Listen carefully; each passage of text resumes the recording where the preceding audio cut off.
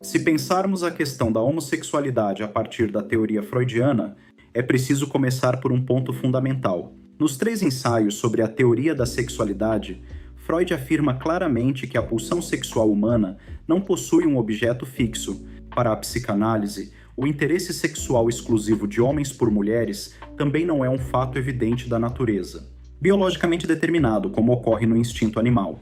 O objeto da pulsão é variável, contingente, dependente da história do sujeito e de suas identificações. Essa afirmação desloca completamente o debate do plano moral para o plano metapsicológico.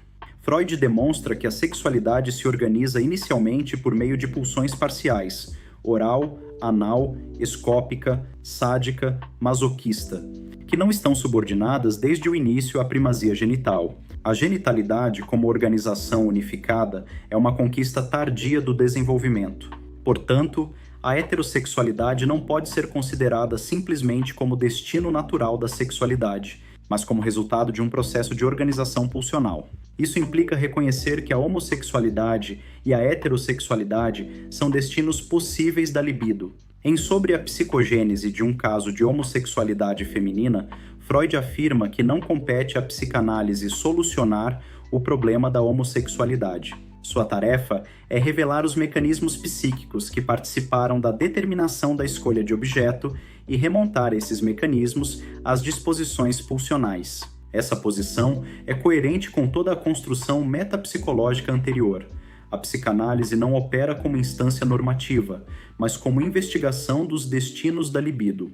A base dessa argumentação encontra-se na concepção da bissexualidade constitucional. Freud sustenta que todo sujeito humano possui disposições libidinais dirigidas a ambos os sexos, ainda que uma delas se torne predominante. A escolha de objeto se articula às resoluções do complexo de Édipo, às identificações com as figuras parentais e às vicissitudes da castração.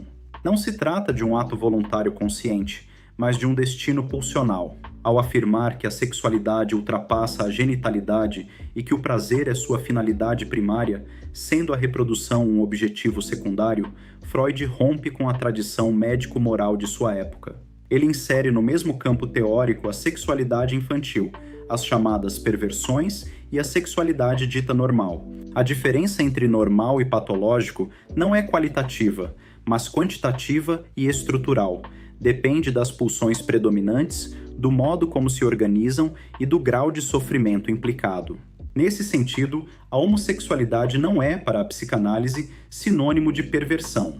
A perversão, do ponto de vista estrutural, implica uma posição específica diante da castração, marcada pelo desmentido. Já a homossexualidade, enquanto escolha de objeto, pode estar presente em sujeitos neuróticos, psicóticos ou perversos, assim como a heterossexualidade pode. O que define a estrutura não é o objeto escolhido, mas a posição subjetiva diante da lei, do desejo e da falta.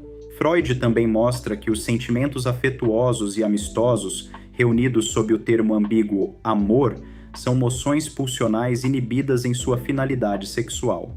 Isso significa que a sexualidade está presente mesmo quando não se manifesta de forma genital. A economia libidinal é complexa e atravessa todas as relações humanas. Assim, ao postular que cada sujeito conserva vestígios de investimentos homossexuais, Freud desfaz a ideia de uma sexualidade rigidamente binária e fixa. Quando ele afirma que a sexualidade humana é perversa polimorfa, não está moralizando, mas indicando que ela escapa a qualquer normalização absoluta. A pulsão não se submete facilmente às exigências da biologia, da moral ou da religião. A cultura impõe renúncias e regulações, mas o desejo permanece estruturado pela falta e pela plasticidade dos investimentos. Portanto, tanto a homossexualidade quanto a heterossexualidade devem ser compreendidas como destinos pulsionais, ligados à história singular do sujeito e às resoluções edípicas. A clínica psicanalítica não se orienta por ideais normativos de normalidade, mas pela escuta do sofrimento e pela investigação das formações inconscientes. O que interessa à análise não é corrigir a escolha de objeto, mas compreender o modo como o sujeito se posiciona diante de seu desejo.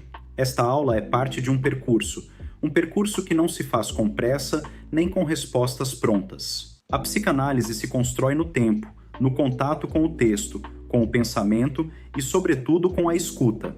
O que foi apresentado aqui não se esgota neste encontro. Ele serve como ponto de apoio para que novas perguntas possam surgir e para que o pensamento continue se aprofundando. A psicanálise não se oferece como um manual, ela se sustenta como uma experiência.